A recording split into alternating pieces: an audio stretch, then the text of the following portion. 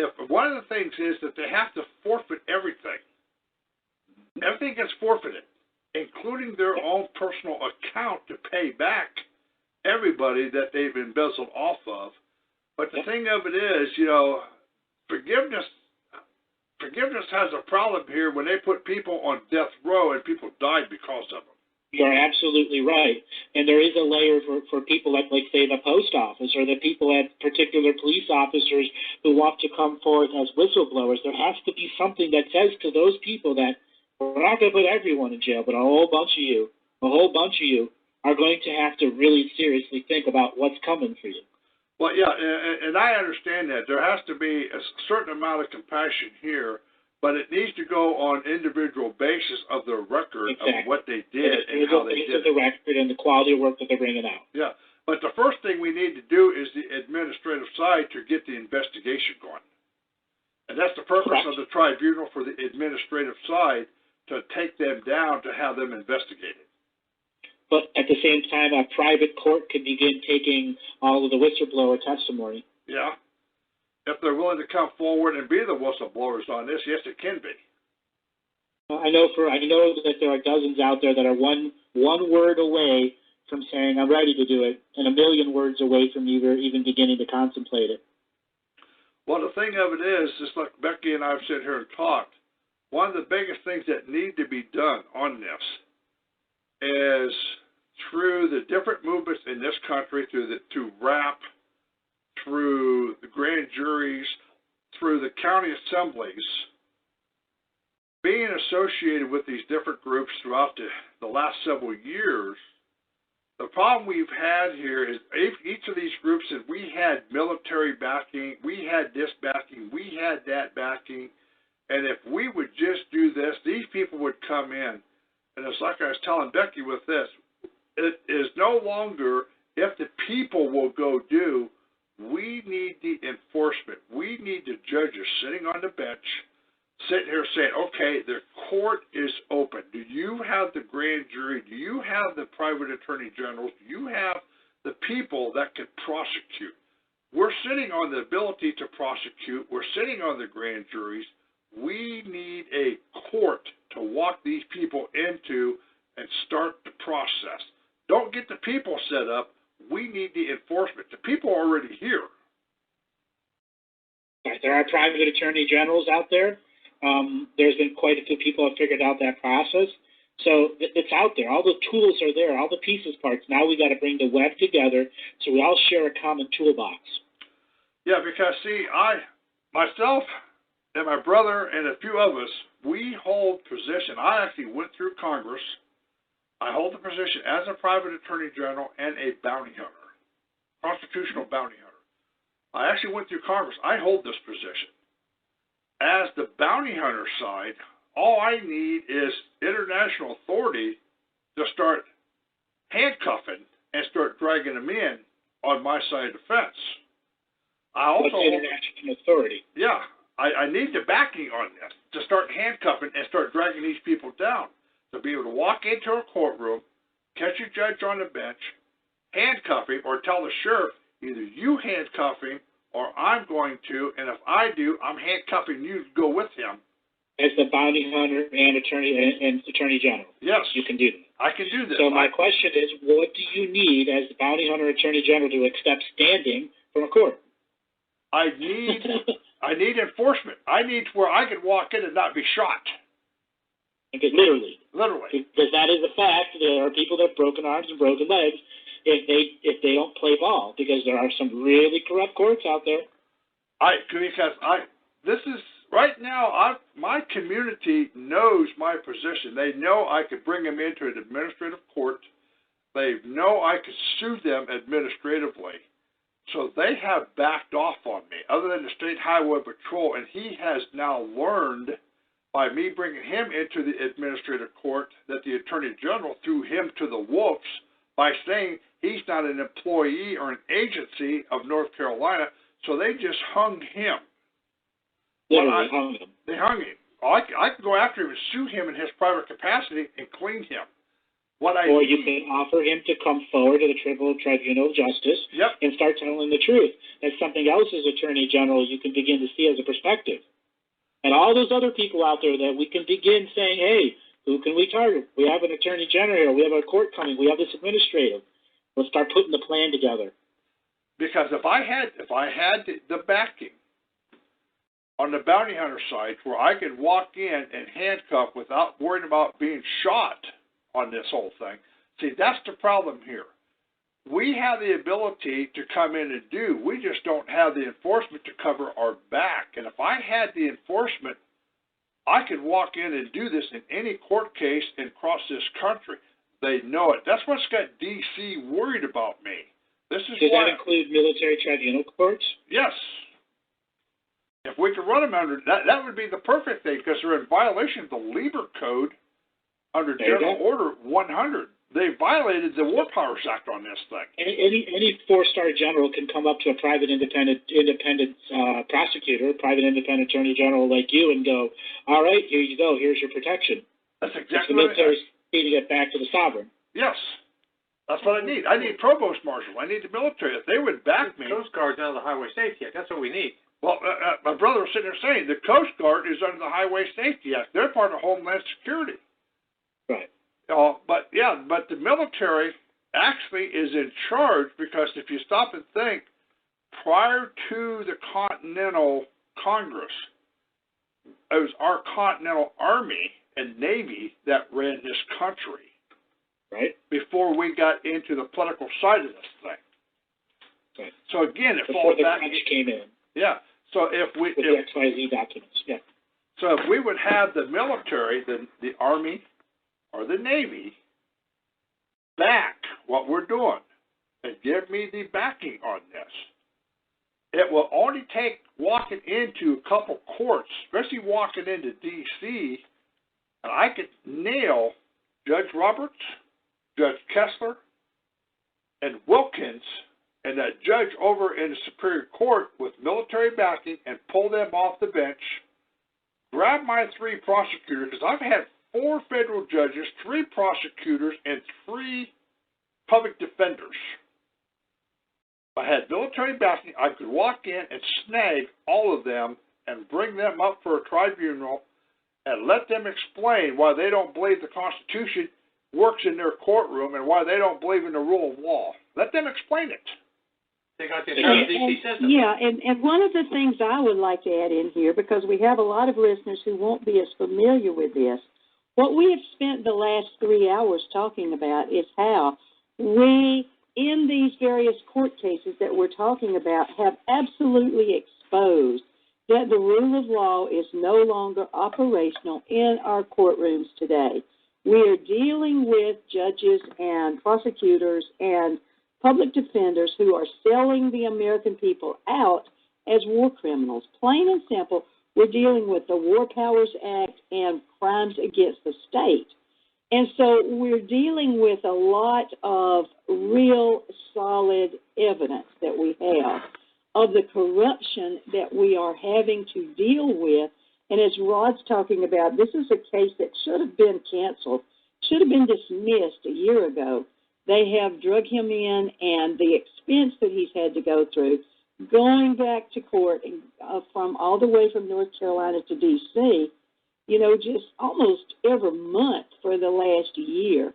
And as a result of that, then he has built an absolutely solid case of the violations, of the people who have not paid attention to the due process violations of the Constitution, who don't follow their own statutes and codes. So we're not talking about something that is just little things that we're dealing with. We're talking about real solid evidence that we're having to face, that our courts are not being honorable, that we are not dealing with a situation that we can handle without taking much more stringent steps. And so that's really where we are here. We're really looking at this. We are looking at it with eyes wide open. And we're simply saying, what can we, the people, do? We want to declare peace. We've had enough of this war. We've had enough of having to deal with this. We've got to deal with our own issues within our own sovereign beings. And there comes a time when, as that sovereign being, you just simply have to say, no, enough is enough. Now what am I going to do to be able and willing to take a role and be responsible so that my permission doesn't continue to be for these people to declare perpetual war on the world? So we're talking about this from a very, very strong foundation that we have developed over a number of different areas with a number of different people. And Rod is just one of the key witnesses here because he has done probably one of the best jobs that I've ever seen of being able to absolutely hold these people accountable by exposing the problems that he's run into just in these various court cases. And, of course, Rod is one of the first ones who absolutely exposed the idea that these public officials are not. They're corporations posing as our government. And I'm sure a lot of these listeners are pretty familiar with all of that. But if you're not, then as you can go back and listen to some of these broadcasts or get more knowledgeable about what we're doing, if you have any questions that we're not dealing with the corporations posing as government who have imposed themselves into our government, well, that's what this investigation is about, is being able to bring that out in such a way that people are going to have to say, oh, my God, and not be able to run away from it anymore. We just simply have to follow the evidence trail and realize that, this is where we are in the world, in the United States of America, in all of the countries we're dealing with this. And so what are we, each one, going to be able to do? How are we going to help our children and our grandchildren going forward? So that's kind of what we're doing here as far as really looking at the evidence and everything that we're pulling together to start holding everybody accountable for the lack of following the rule of law. Well, this is it. Now, this is what we really have come back in and hammered on. Because, ladies and gentlemen, there's one thing that I have learned, and Dwight and I both have done this. We do not know how to defend ourselves in a courtroom. We don't know the first thing on defending ourselves. Because in order to defend yourself, you have to go in and make excuses for their corruption to justify railroading you. All right? I'm not capable of coming in and justifying, well, Your Honor, I'm sorry I was doing 35 and a 25, and I want to apologize here. The fact that you don't have an oath of office, the fact that you don't have a bond, the fact that you don't hold public office, the fact that you're failing to disclose that you're operating under the Trading with the Enemy Act, the fact that you fail to disclose that you're operating under the International Organization Immunities Act, you don't hold public office here. It has nothing to do that I did 35 and a 25. You have to hold proper office before you talk to me. So I'm not in here to make excuses. I'm in here to point out that you don't have jurisdiction. You have to do your job right first before you can talk to me.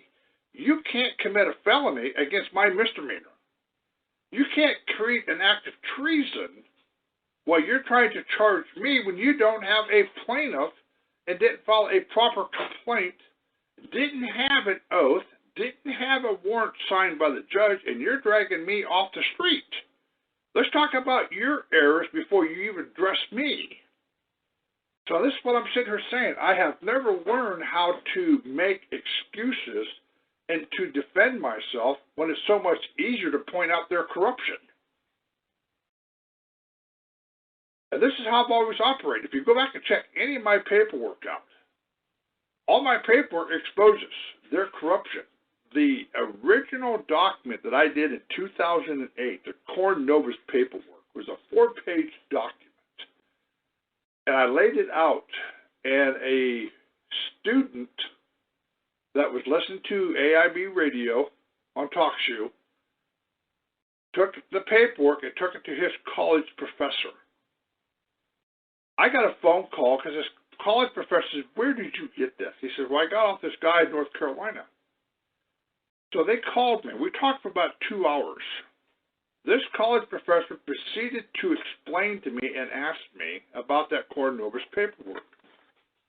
And I started laying out the entire fraud because under Civil Rules Procedure Rule 4, under foreign sovereign immunity, if we want to sue the political subdivision, you want to sue the police officer, you want to sue the mayor, you want to sue the government, you have to sue them under foreign sovereign immunity.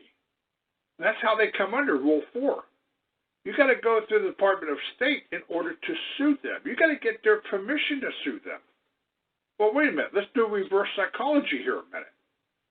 If I have to go through all this to sue them, then reverse psychology says they got to go through all this to drag my butt into court, and they're not doing it.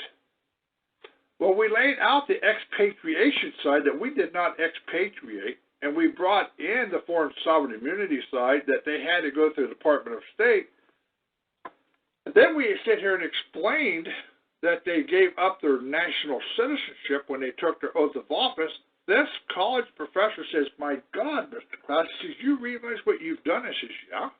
He says, "Do you understand what you've done?" I says, "Yes." He says, "You've exposed the entire fraud of the court system, that they don't have the authority to drag you or drag us into the courtroom because they're operating under foreign state." I says, "Well, yeah, but I also found a cure for this." He says, "What's that?" So I proceeded to explain the federal funding fraud under the Highway Safety Act, and the federal funding says, "My God," he says, "you're now exposing the federal funding fraud on these people." I said, "Well, yes, it isn't this hard to prove their corruption."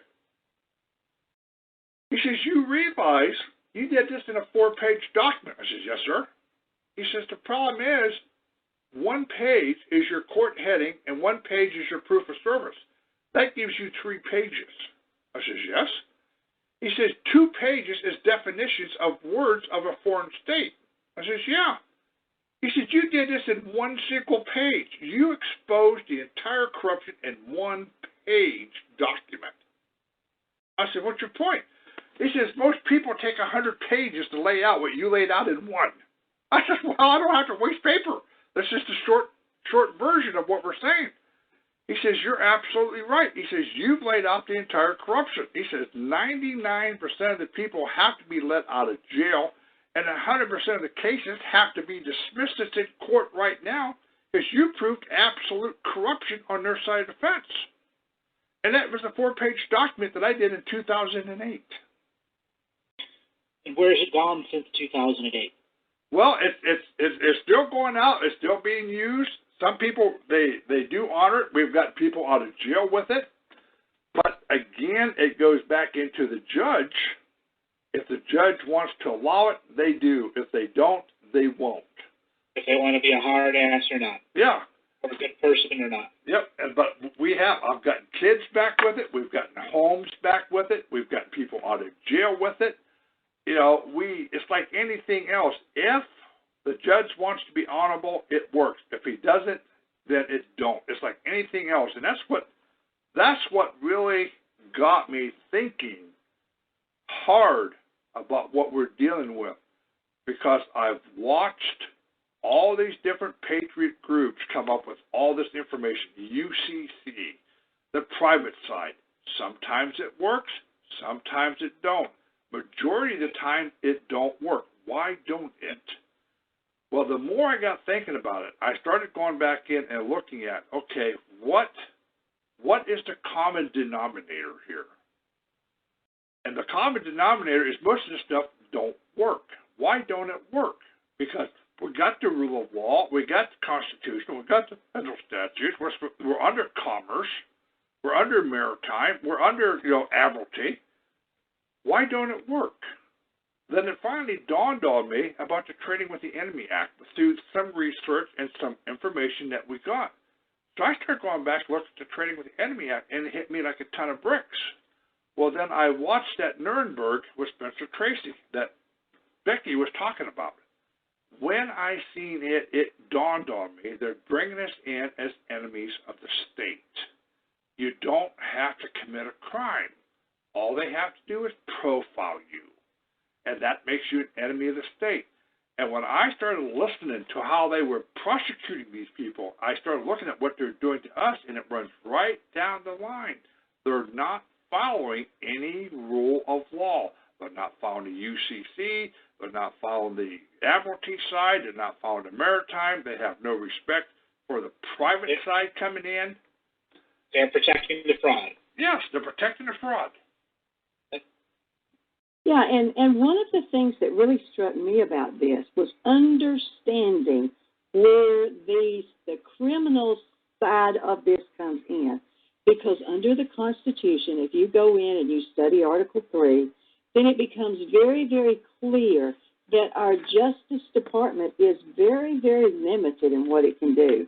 Very limited. You know, there's just a very, very careful holding in of what the judiciary is allowed to do.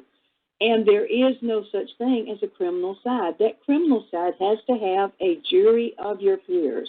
There is no jurisdiction under criminal in the Constitution. Well, if you go study and you see Title 28, then all law is civil. There is nothing but civil law. And then you look at it, the criminal statutes come in.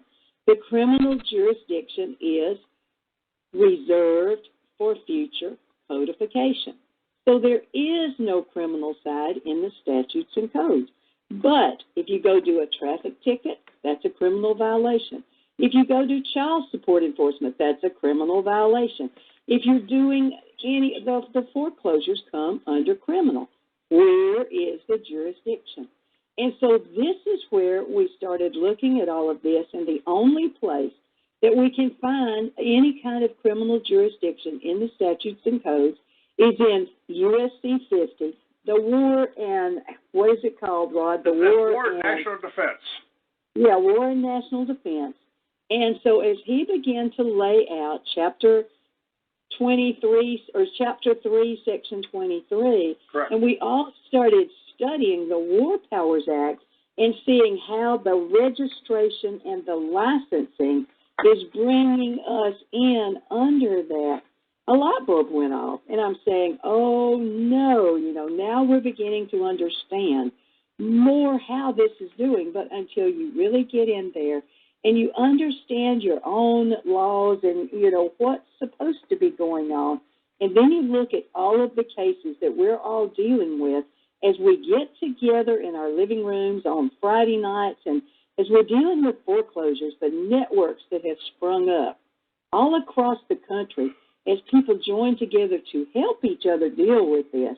This is a large network that's really coming to help each other as we're dealing with all of these things, because our properties are getting stolen out from under us.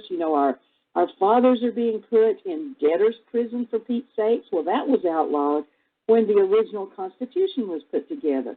So as we begin to realize all of the things that are going on, as 97% of the cases that go to court get found in favor of the bankers or the state of or the plaintiff, and our people are being jailed more and more and more, then we had to start looking at it and saying, okay, where are the statutes? What jurisdiction are we operating in?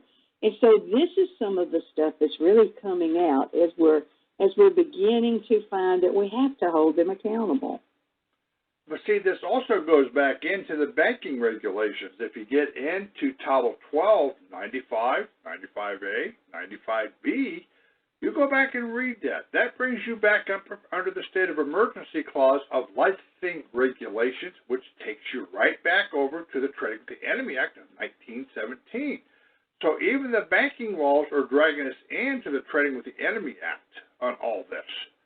And this is where the connection starts coming in, because this is one of the things that we brought up in a court case up in Cincinnati, Ohio, is that when we walked in, I tried to come in as the PAG on this for this couple up there, and the judge would not allow me. We didn't file an end of appearance. I said, yes, I did. I went back and showed her the end of appearance. Well, she crapped because she didn't realize that I actually filed one in. Well, they wasn't going to allow me.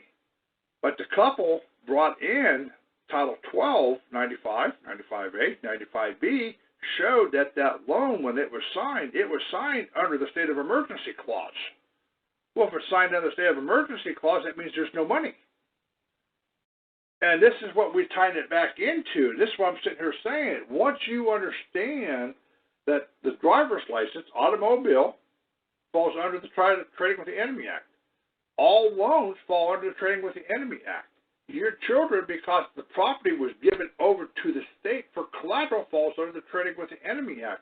There isn't anything that we can't trace back to that Trading with the Enemy Act and that Public Law 148 Stat C1 under the state of emergency. And once you learn and understand this connection and how to run it back, now we know why we're being railroaded in these courts. Now we know why the children are being snatched off of the parents. Now we know why our properties are being snatched. We have a better understanding of it now because we can run it back to the foundation of how this thing was set up under the license and registration, of how they put us under to register ourselves and register everything and turn everything over to the government for it to use as collateral for its own purposes. But they were supposed to be discharging and reimbursing us at the end of the war.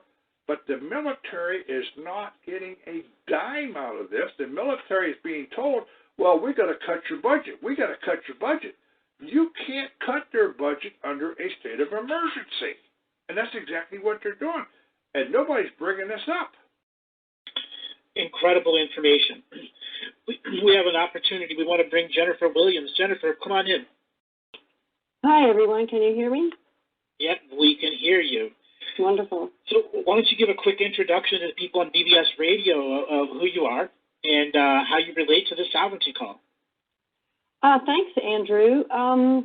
I have been aware of the concept of sovereignty most of my life, and I actually am privileged to be on the call tonight because of a circumstance that happened to me a couple of weeks ago, in that I appeared in one of our municipal courts where I live in Birmingham, Alabama, and in an attempt to establish jurisdiction outside of the court itself, within my own sovereignty, I was thwarted by the corrupt alleged judge and was found in criminal contempt of court before a trial could even begin, for objecting to her railroading me into her jurisdiction. And I was subsequently then jailed for 3 days, with no other recourse but to accept this physical kidnapping that occurred of my body. And so I'm here tonight to try and tell my story and to make as many people aware of the level of the police state that we live in and the corruption. And the information that we've been discussing tonight seems to have really congealed for most of us, even in the last 48 to 72 hours, recognizing fully the concept that we're all being tried as enemies of the state, that, in fact, our country has been in a state of emergency since at least 1917, and we've been in perpetual war so that we could be then considered enemies of the state and be tried for war crimes. It's absolutely absurd, and I'm doing what I can to draw attention to it. Hopefully, with a case as absurd as mine, more light can just be shined in all of the dark recesses of these places so that we can begin to hold the individuals that are doing this in these court situations accountable, demanding their oath and bond, demanding that they prove who they are. But it will take us learning the procedures of the courtroom and learning where these statutes have been broken and just what exactly does it mean to be an enemy of the state. And so I'm happy to be on this call tonight with everybody who can join with me and join with everyone else. I went to jail for 3 days, and I was in Birmingham, Alabama jail, which ironically is the same jail that Dr. Martin Luther King was in 51 years ago for essentially the same issue. He asked, he said, it's a moral obligation for a person to disobey an unjust law. And I see that very clearly. I cannot sit here and continue to pay money into a corrupt system that's robbing my brothers and sisters blind, taking everything that they ever thought that they owned. And least of all is their property. Most of all is their dignity and their freedom. It's gotten to a point that if we don't start seriously moving towards creating a tribunal and beginning to seriously look at these things as a collective community, then we get what we deserve. And, I really want to see everybody stand up together and do something to move this thing forward and expose the fraud. So thank you all for being here and listening. And that's why I've taken my Galactic Historian side, the New Earth Nation Project, Rod Class, Jennifer Williams, OPP, and brought them all into one big mega call. This call isn't about spirituality. It's about us here in the now, in the I am presence that's saying enough is enough. It's time to educate ourselves, share this knowledge and education, and come together on TalkShoe, come together on AIB Radio, come together on Galactic Historian, come together in what is the common language of working together. Right now, it's working with this administrative understanding so that an International Tribunal of Natural Justice can begin to be formed so that whistleblowers can come forward and expose the rest of the fraud. Rob was talking earlier about his paperwork, and that first page he exposed all the fraud. Mm-hmm. Well, people need to begin digesting that first page and digesting and understand, what if Rod had page 2, page 3, page 4? What else is he going to expose? We all know that this fraud is at the highest levels, or those that are on this call. There isn't a spot that this fraud doesn't cover in this whole world. It's a global fraud. 253 corporate nations, all essentially doing the same thing with their own cultural differences or their own local locality differences. But here, in the now, right, all these beings on this call, we've come together with our purpose. We've come together with our unity. We've come together with this heart space to say, it's time to share. And share at the highest levels, beyond what the reach of this radio station is.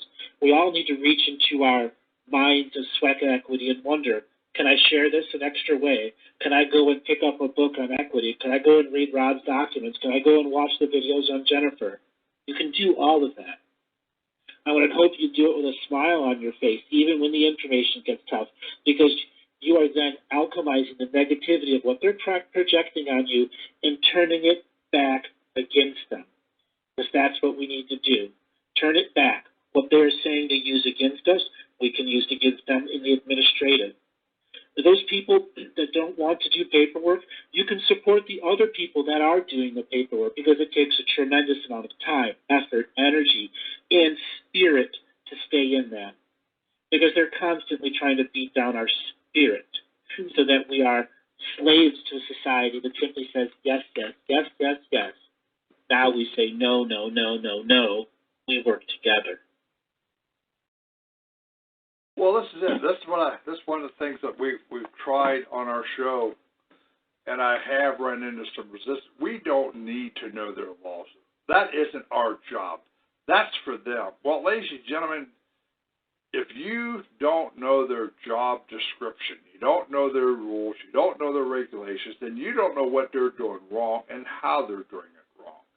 And that's the whole purpose of us doing it. We're not saying that the laws apply to us. We're sitting down saying it's their job description. And it's up for us to walk in and hammer them on not doing their job right, point out their errors, point out their screw-up. And it's like Dwight, my brother, that one day, he had a county judge call the house and wanted to know where he was at. And Dwight flat out told him, says, I was in the federal court bringing felony charges against you because your felony's a lot higher than my misdemeanor. piss this judge right off. But you know what? The truth of the matter is the judge did commit a felony. And this is the whole point. It is up to us to hammer them. And the thing of it is, with us now trying to get a tribunal up and get the international judges up on this, by us coming in and showing, we try to come in peace, we try to come in on the private side of this thing, this was a very positive thing because you're trying to show, hey, here's the UCC, here's your contractual laws, this is what you're supposed to be operating. On the other hand, I'm coming in under their own statutory law, and I'm shoving their own rules down their throat and their own regulations and their congressional statutes. This is what we're sitting here saying. If we had the enforcement, and I had the backing, being the bounty hunter that I position that I hold, because see, I had North Carolina Insurance Company along with 12 deputies from Lincoln County snagged me. And they was trying to get me for impersonating a bail bondsman. I'm not a bail bondsman. I'm a 14th Amendment Section 4 bounty hunter. I'm a public debt collector. What that means is that we bring charges against judges, lawyers, prosecutors, police officers, anything that's under the 14th Amendment, we bring charges against them for constitutional violation, job description violation, and what we go after is the bond, is that we go after their home, their car, everything that they own, and 2/3 of that goes to pay the public debt. There's a 1/3 finder's fee. This is that whistleblower side. This is under that Title 31, Finance 3729 of the whistleblower fraud. Is that we come in, if we can take them down, then 2/3 of everything they owe has to go back to the Treasury to pay off the public debt. There's a 1/3 finder's fee. Have I collected? No. Right now, we're still in the beginning stages of pushing this. This is one of the reasons why I was busted in D.C., because we are pushing this. And they know that if I could ever get the backing, I could ever walk into a federal court, I could walk into any state court, I could snag a judge off the bench, I could nail the prosecutor, I could nail the lawyer, we could hold them accountable, and we could strip them of everything they have, because there isn't a courtroom that I can't walk into and prove absolute corruption on their side of the fence. It isn't hard. Number one, do you have a plaintiff? Well, no. That's your first mistake, because under your own rules, under Civil Rules 3, it says a complaint has to be filed. Under Criminal Rule 3 and 4 and 5, a complaint has to be filed. A warrant has to be issued. Was any of this done? No. What's the Constitution sit here and say under Article 4? There has to be a warrant. There has to be an oath. There has to be a complaint. Again, there isn't a courtroom that I could not walk into and snag a judge, a prosecutor, and a lawyer for civil rights violations, for violating the people's rights, and charge them for war crimes because they're disregarding the Constitution. That's how easy this thing is if we had the backing in order to go in and do it. And believe me, if I had the backing, I would definitely snag these suckers off the bench. And I would prosecute them because I could and I would. And that's why they're trying to stop me in D.C. This is why I am on an ankle bracelet. That ankle bracelet is to keep me out of Washington, D.C., so they could track me.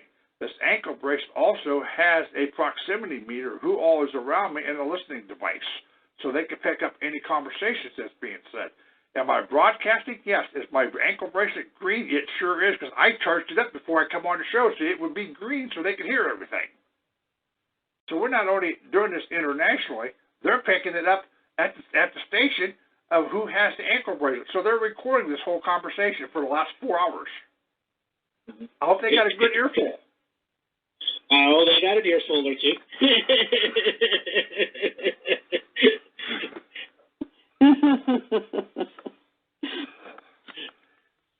But we have been going for 4 hours here. Rebecca, do you have anything that you need to bring up here? Well, I tell you what, I'm ready for lots of volunteers to come and help us with New Earth Nation. That's one of the most fascinating things about working with New Earth Nation. We are an all-volunteer organization, and we are reaching out. We have a network that is absolutely all across the world. Rod just was featured in a documentary. We had Roger Bowman from Denmark. We had Amit Tita, who is a National Geographic person out of India. And then Trevor came down from New York. We're all working together from everywhere to be able to get this word out. So we can use volunteers, and you can get in touch with me at Rebecca@humanitad.org. That's HUMANITAD, humanitad.org. That's part of New Earth Nation. Or just go on to the New Earth Nation website and volunteer to help us.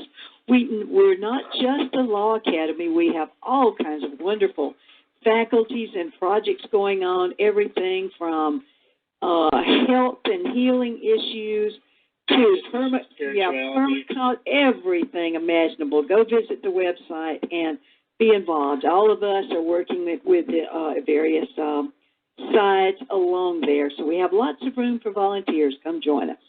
Thank you, Andrew. Thank you, Rod and Jennifer. Jennifer, do you want to give out some contact details, and Rod too? Go ahead, Rod. Okay, ladies and gentlemen, for you new people, I run a internet radio show on TalkShoe.com. That's TALK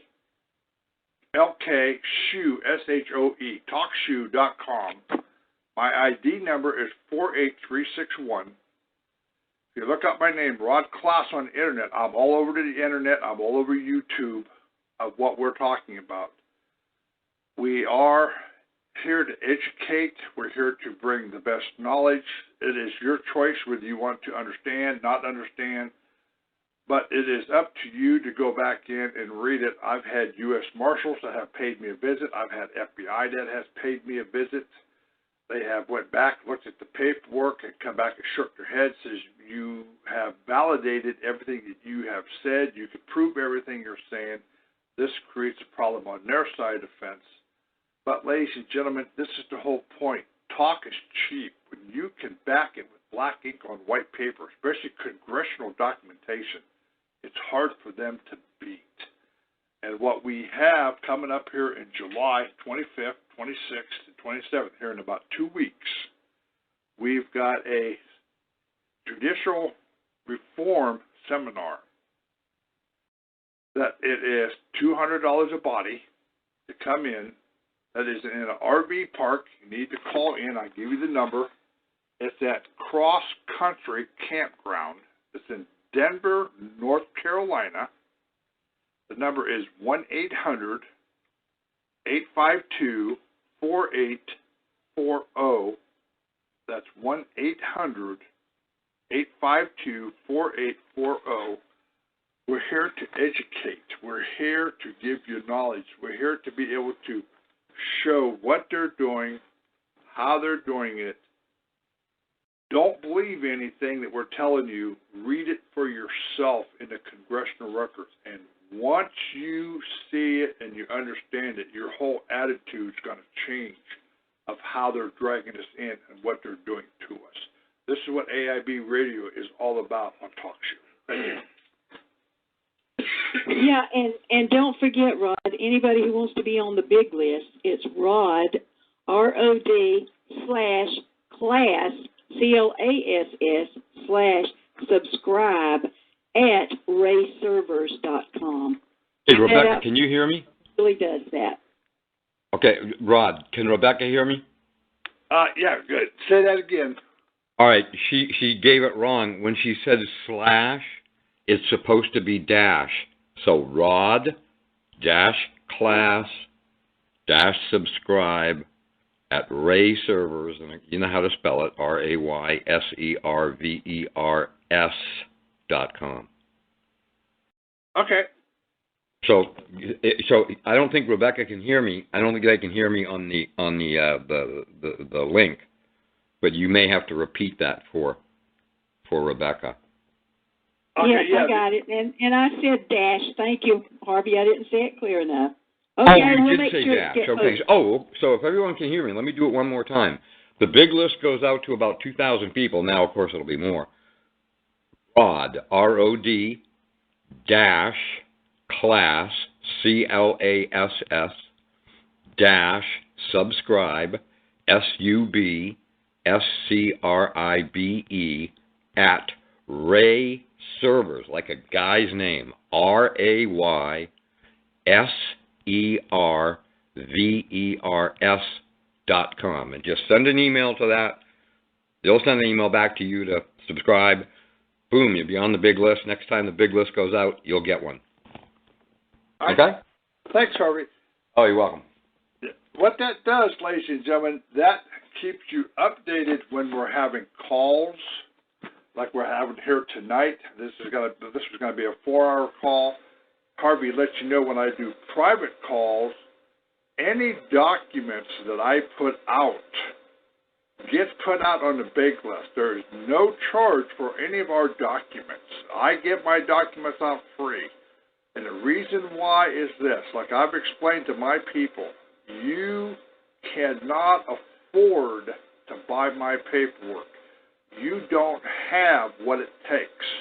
The paperwork was bought by the guys laying in Arlington Cemetery. Those white crosses paid for your paperwork. The veterans in this country has paid for your paperwork. This is the price of my paperwork. It's already been bought and paid for.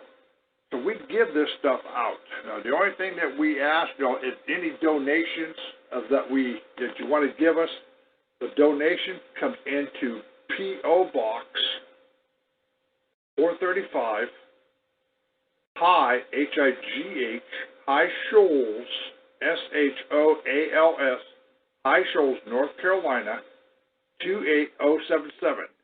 The donations help pay for the paperwork, the filing that we're filing into the D.C., into the administrative cases.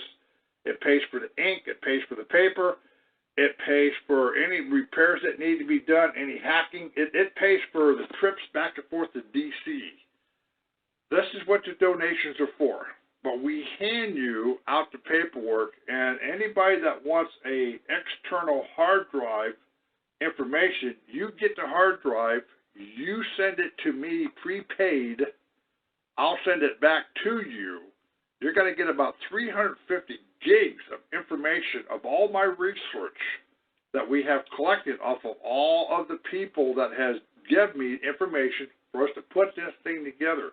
You're getting close to about $60,000 to $70,000 worth of information for a donation for the information. And like I said, when you send me an external hard drive, make it prepaid to and from. I don't pay for hard drives, send it out to people. I can't afford it.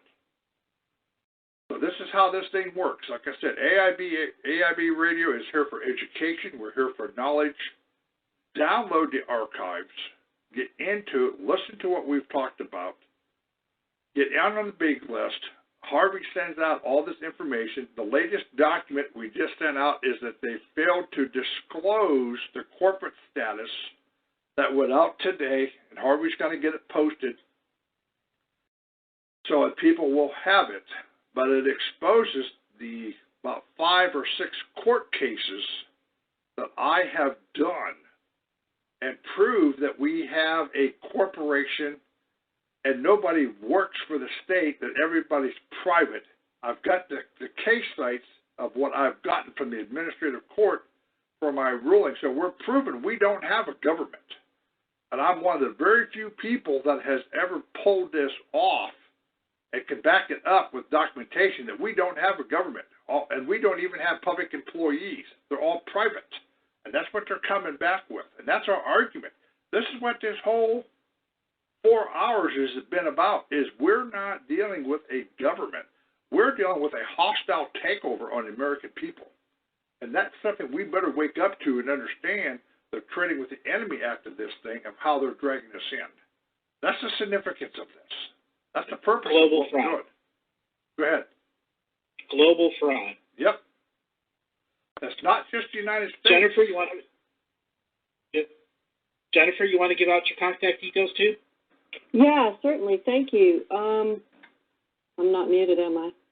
Or am I? I'm good. Okay. Yes, you are live.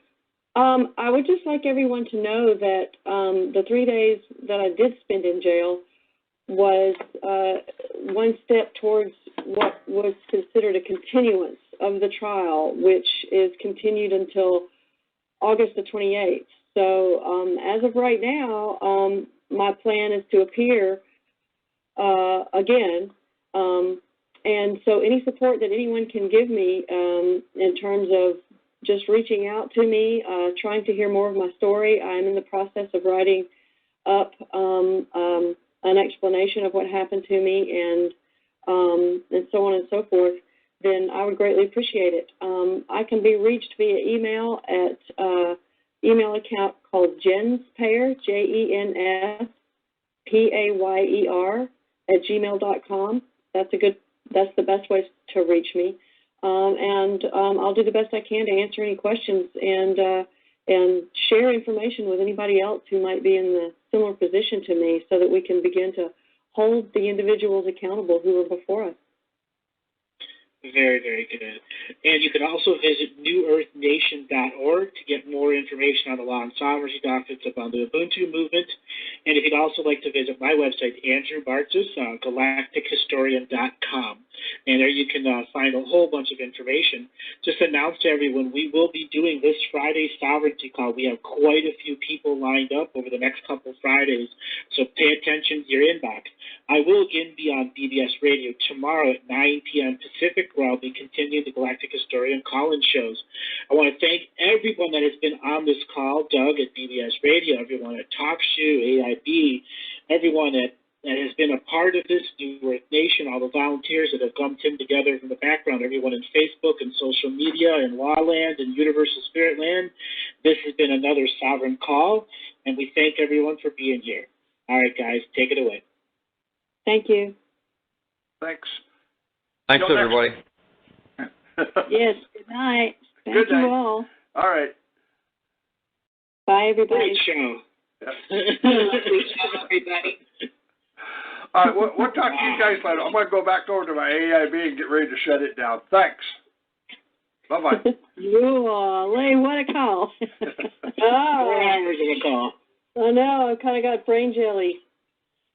A lot of stuff came out. Well done, everyone. Well done. Yeah. Thank you, Doug. Thank you. Oh, enjoy it. Now, I did message you. You had one caller. Her name was Lynn from Oregon. You didn't get to her, but I told her maybe next time. Oh. Yes, I saw that. Sorry, we really this was our first one, Doug. We'll get used to it. No worries. No worries. I let her know. All right, ladies and gentlemen, this is Rod, back on TalkShoe. Wow, that was quite a call. Well, yeah, the thing of it is we hit international wavelength on this. This is what we've needed. We need international participation. And if we can get it and get it exposed, and get the people around the world to start understanding what is going on. Some people think that's insignificant, but it's really, truly not. It has a very detrimental impact because of the people who do listen. It's like the show that we did with Deborah the other night. I got a Skype from her. Some of her colleagues were listening to the show, and they were very impressed with the show of how it went.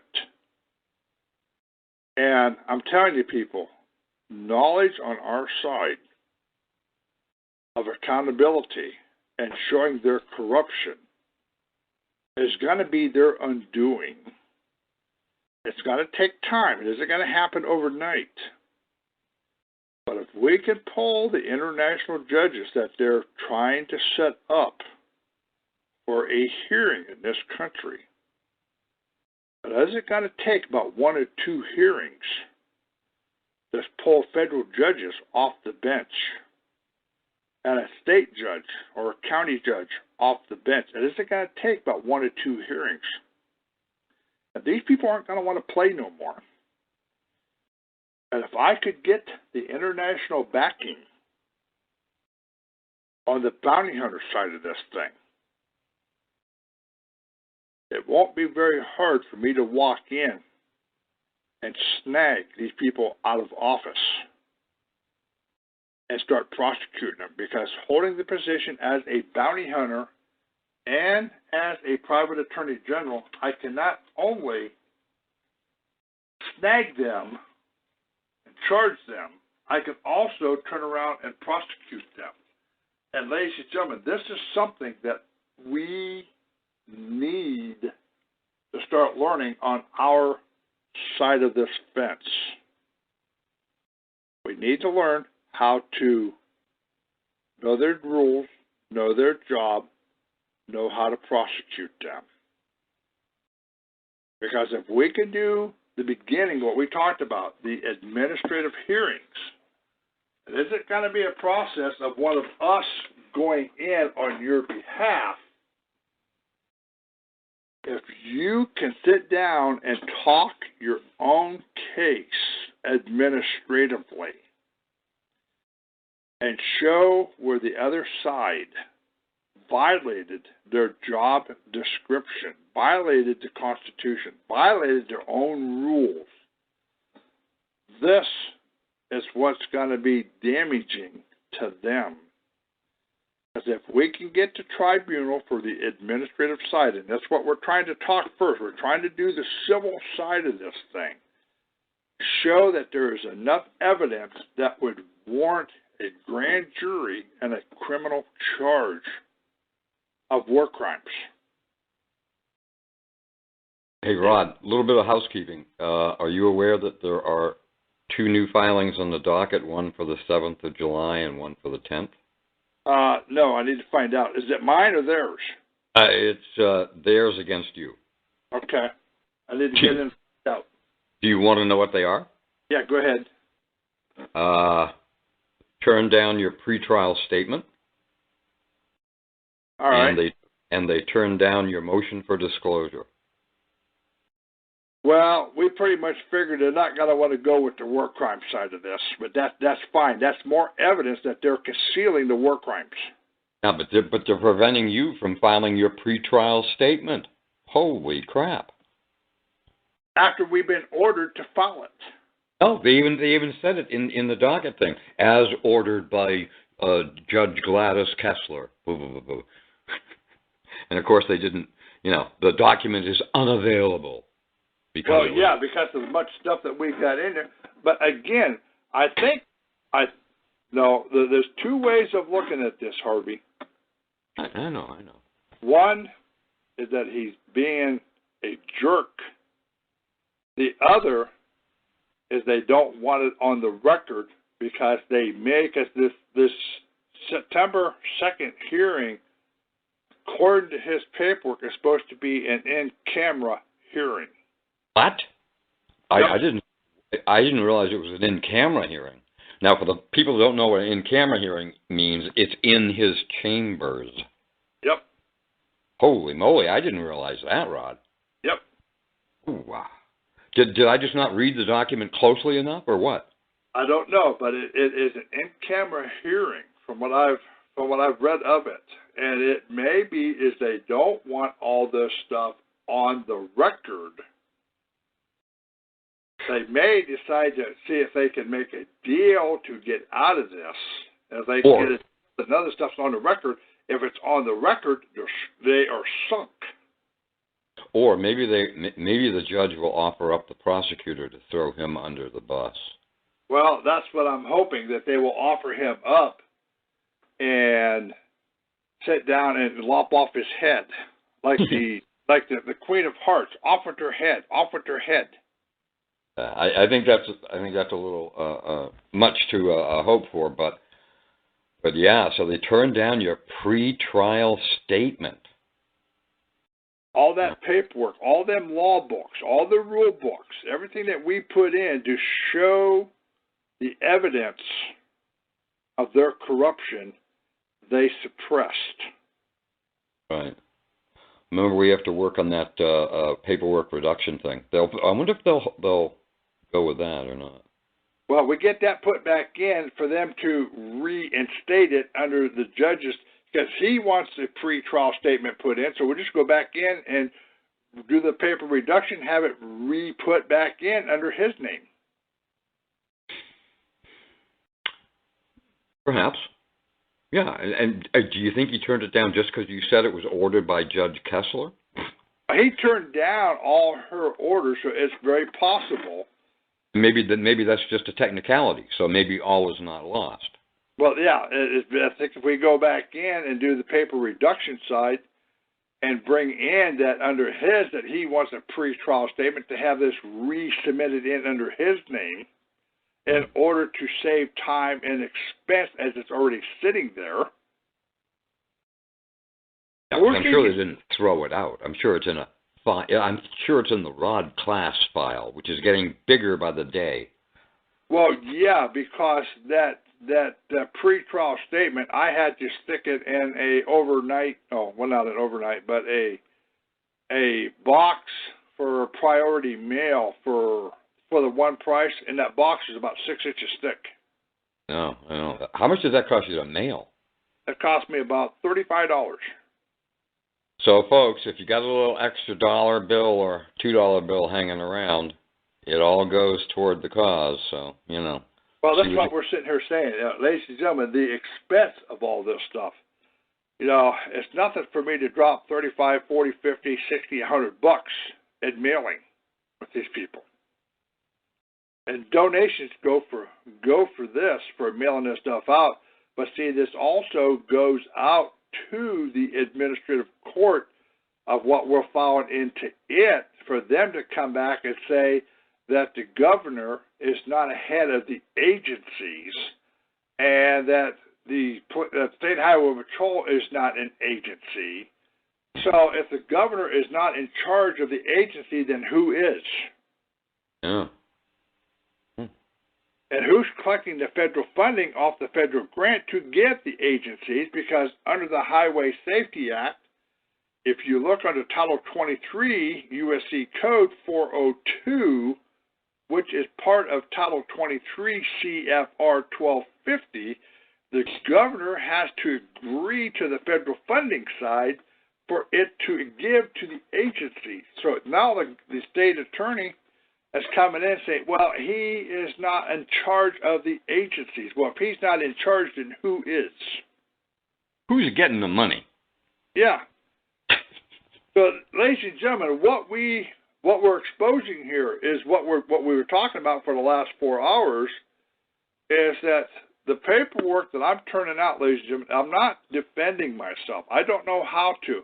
All I know how to do is expose their corruption and expose their wrongdoing and point it out to them and get it on the record. The fact that the judge is turning it down and denying it doesn't mean squat, because when we're posting it out on the internet, it's public record anyhow. You gotta love it. So the fact that it's being posted publicly, it's already a court of record because we're posting it. So it's already out. It's like putting an ad in the newspaper of denying that you're not going to pay these bills, and once it hits the newspaper, it's public record. Once this stuff hits the internet, it's public record. You're right, sir. So, you know, this is part of why we're doing this is to get it out and not to keep it a secret. But there is one thing that I would like to maybe clear up here a little bit before we get off the air. And this is the gentleman that did that 14th Amendment Red Book that you and I talked about. I don't know what is that 14th Amendment Red Book? Is that the one that Burgess or Bogus wrote? Oh, Borowski, you mean, or whatever his name was? Yeah. You mean the little booklet? Yeah. The little red booklet. He did one on the Constitution and he did one on the 14th Amendment. Is that right? Yeah. Oh, an elderly gentleman. He's probably no longer with us. But that little booklet? Is that the one you're talking about? It's like about 5 inches by about 3 inches? Something like that. But you and I was talking about he was trying to do the sovereign stuff of getting out from underneath. Mm-hmm, mm-hmm. And the fact that he's now living with his sister, or was living with his sister, because he couldn't get a job. Oh, okay, I remember that conversation. Okay, I'm thinking of something different, but as far as a booklet is concerned. But yes, I do remember the conversation about the guy who has to live with his sister now. Yeah, because he's out of the system, but he's like out of luck, isn't he? Well, this is the whole point. This is what we're trying to get across to you people here, that you're trying so hard to get out of. You want to hand everything back, but you're not looking at the consequences of handing everything back, and that's what this gentleman did. When he handed everything back, he is no longer in the system where he could get a job, can't rent, can't buy, and he is totally dependent now on family members to take care of him because he's out of the system. Almost like persona non grata. Yeah, and this is what we're talking about, ladies and gentlemen. It isn't up to hand back the licenses and hand back the birth certificate. Under that Trading with the Enemy Act, ladies and gentlemen, if you really go back and understand this, when they did this to us, this was to give us securities that we still own the property. They were to lease it off of us, use it as collateral, and they were to discharge our debts in this thing. This is why this is significant. This is what the government's supposed to be doing. The corporation, when they did this, they found a way to embezzle it. Ladies and gentlemen, there is no way, and I want you to think about this for a minute. The United States is a corporation. You cannot file paperwork into the corporation and ask them to relinquish everything on you while you're still living here. It don't work that way. You may think it does, and the reality of it is they really want you to hand everything over to them. They want you to walk away from everything.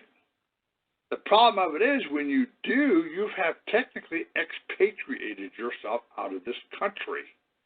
I think what you want them to do is just do what they're supposed to do. That's as the black ink on white paper. Yes. If we're prisoners of war, if we're enemies of the state, then pay for everything because this is what they've done. If they're not going to do that, then don't make us enemies of the state and still do what's written on the paper. Exactly. It's pretty simple. Yeah, it is. It isn't this hard. It goes back into accountability. What they're doing is they're embezzling into their own private accounts. They're embezzling off of our accounts, and they're making you and I liable for them stealing. That's why our butt's being thrown in jail for their embezzlement. This is why we need to go back and do accountability on them. This is why they're trying to get this international judge up to come in so we can start holding trial on these people. Like I said, it's going to take about one or two hearings, and there is an administrative conviction on them. These people are going to want to start jumping ship, and they're going to want to start getting out of this country, and they're going to start committing suicide. It's going to be worse than the banker suicides that have been going on for the last 6 or 7 months. It's going to be worse than the stock market crash in 29. These people are not just going to be jumping out of windows. You're going to see massive suicides on these people because the moment they thought that they could be held accountable and they're going to be tried under war crimes and they could be held accountable for all this and they could lose everything they have, these people aren't going to want to stay living very long because they would rather kill themselves than face us. And if we're under a constant state of war, isn't treason and stuff like that punishable by death? Yes. Yes. This is the significance of this, ladies and gentlemen. This is the significance of this. Because we are under a state of emergency. Because we are in a state of war. The penalty is death. This comes right back under the Lieber Code, under that Article 45, that if they get caught embezzling and swindling and looting, they are to be taken out by the military and they are to be capped between the eyes. That's not me saying it. That's in the Lieber Code. They were strict back in the 1860s, weren't they? that it still comes under the military, because if you are in a state of emergency or you are in an active war, you ask anybody in the military, the understanding is if you commit treason during a war crime, if you sit here and fall asleep on duty while you're supposed to be guarding a post during a time of war, that is an act of treason. That is an executional offense. Some people go out to Fort Leavenworth, but they can execute you for falling asleep on a duty during a time of war. This is serious stuff here that we're dealing with, that they're committing against us. That if we could ever get the enforcement, we could ever get the backing on this, I'm telling you, these people aren't going to stay around here long. They're either going to be jumping ship, or we're going to be finding dead bodies everywhere, and they're going to be in robes either in their office or in their home. By their own hand. Yes. It isn't going to be us that's going to be doing it. It's going to be them doing it to themselves, because they're not going to want to face the American people. They're not going to want to be held accountable by us. They're not going to want to be tried by us. Oh, well. You know, but the thing of it is, you don't dish out, you don't do harm in the fashion that they're doing it in to the American people. And then when it comes time, this is what they thought in the Nuremberg. They never thought that they would ever be tried. Lo and behold, they found out they were going to be tried because they got caught. Some were hanged, weren't they? Yes, they were. And some of them committed suicide to keep from being hung. So, ladies and gentlemen, we are in a very serious issue here, and I did 2 shows here today. Yeah, I saw that. I didn't even get a chance to put a big list out about them, but they looked very interesting. What were they about? Well, they were Eric, John, Philip, the P-H-E-L-P-H. Oh, yeah, Eric John Phelps. Yes. He was talking about the Trading with the Enemy Act of when Roosevelt did this and the consummation of all this stuff, and he was tying it back into the Vatican. Well, the first one that I did, I was getting chat board, is that the sound was dead. The sound wasn't coming out. So what I did, I let the whole thing play for the hour. I kept it recorded, and then I turned around and I recorded it right afterwards, the same recording, to make sure that we would have a copy of it. Oh, okay. So it is on the in the archive? Yeah. Oh, okay, good. Now, Becky listened to the first one. She heard the whole thing. But the people in the chat room on the internet wasn't picking all of it up. But it is, she told me it did record. Oh, okay, great. So, and you did that call with Phelps, Eric John Phelps, and then you did another one? Yep, I did another one right behind it with the same recording, just in case the first one didn't take. Oh, okay. So it was only one call you did. Yeah, but both recordings were the same. Got it. Gotcha. But ladies and gentlemen, it really comes down to what you people want. It really comes down to us in this thing. And if John Phelps was right, this is falling back into the biblical side. This is falling back under Revelations. And I'm not a Bible thumper, but I do believe in prophecies. I do believe in what is coming down and coming out of this. But I also believe if the American people would start standing up, and we could put a stop to a lot of this. But I also know this, when it comes Judgment Day, if we do nothing, we will be judged on that. And those who do something and try to change it, that will also be judged upon. But I do know these people that's doing what they're doing out here to the American people, what they're doing to the American people, they will be held accountable either by us or by them or by God. They will face their judgment day. But ladies and gentlemen, I just soon see if we can fix the problem and do some accountability here. Because even with what Rob Ryder was saying, and I agree that we need to try all avenues, and I definitely believe that, and the Vatican may be an avenue, that even though they may be an enemy here to a certain extent, the point being it's like Al Capone. He may be coming out and charging you insurance. And he still may be breaking your legs if you don't pay it. But if you turn in that his boy or one of his hoods skimmed off the top and stole from Al Capone ain't going to allow him to steal. He still may break your legs, but he's going to put his hood in a cement overshoes or a cement overcoat, and he's got to take him out to the deep blue sea and get rid of him for skimming.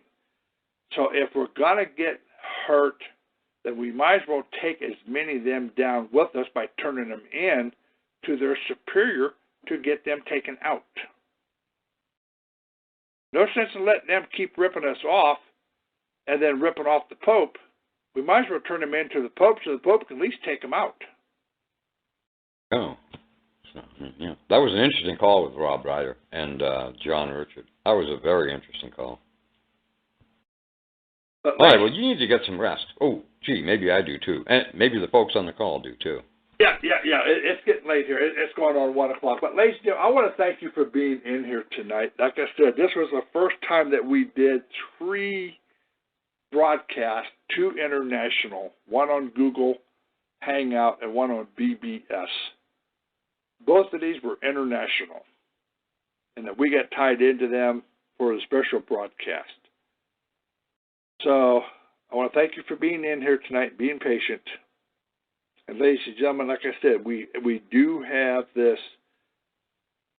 judicial reform on July 25th, 26th, 27th at Cross Country Campground, 1-800-852-4840. Ladies and gentlemen, get your reservations in. This is going to be a very educational weekend for you.